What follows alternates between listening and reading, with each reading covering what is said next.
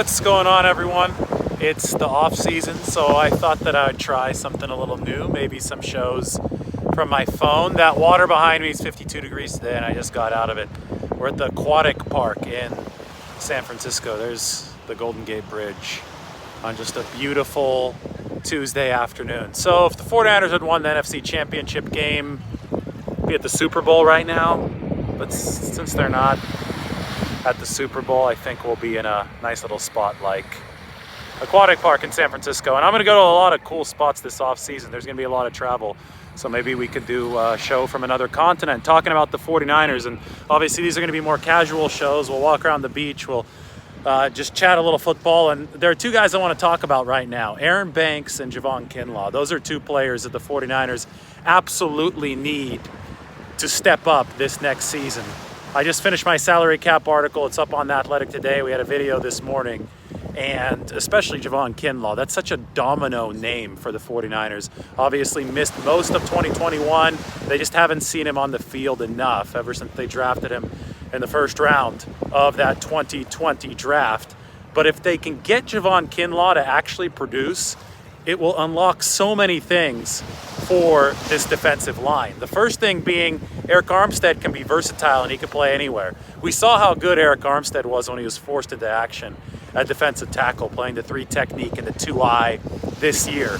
But Eric Armstead is also a great 5 technique. And I think he's at his best when he can move around, when he can be at that 5 tech spot and when he can move inside. When the 49ers had DeForest Buckner back in that 2019 season, well, you saw how good Eric Armstead could be playing both positions. Awesome against the run at the 5 technique, and all 9 or 10 of his sacks came from the inside. So if you are able to re-sign DJ Jones and Javon Kinlaw is healthy, Armstead can float, and Armstead could be really, really good when he's floating around.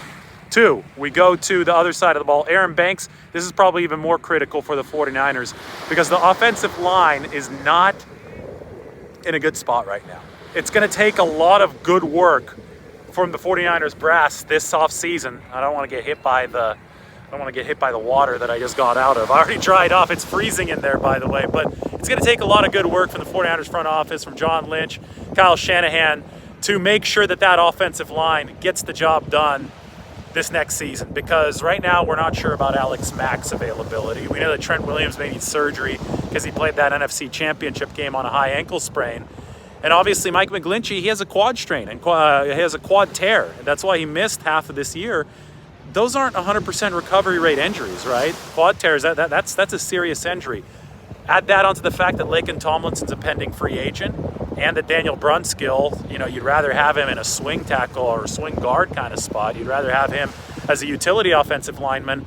You're leaking oil on that offensive line entering this offseason if you're the 49ers. And you're already leaking oil in that NFC title game where they got beat up front by the Rams. So, long story short, I think re-signing Tomlinson is something they have to do, but they also need to get value from their draft picks. And they picked Banks in the 2nd round.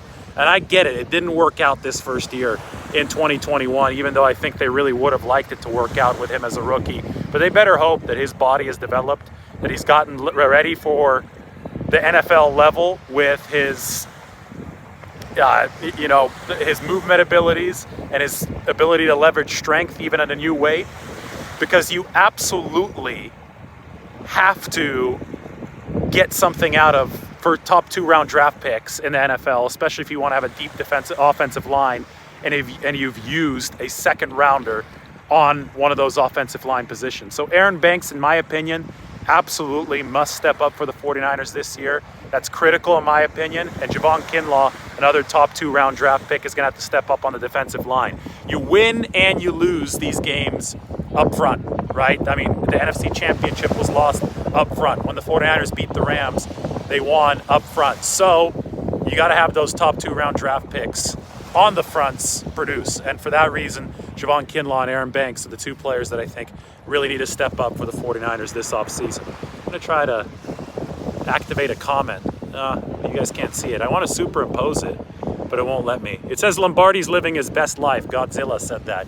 It's in the chat section. I indeed am. That's Aquatic Park. It's cold and just swam in it. I feel great. Gonna go eat a burrito, and we're gonna do a lot more of these YouTube lives from remote locations this off season, not just in front of the screen, but instead out in the wild. And this is Aquatic Park in San Francisco. All right, everybody, take care. Subscribe to the channel. We'll talk to you all very, very soon.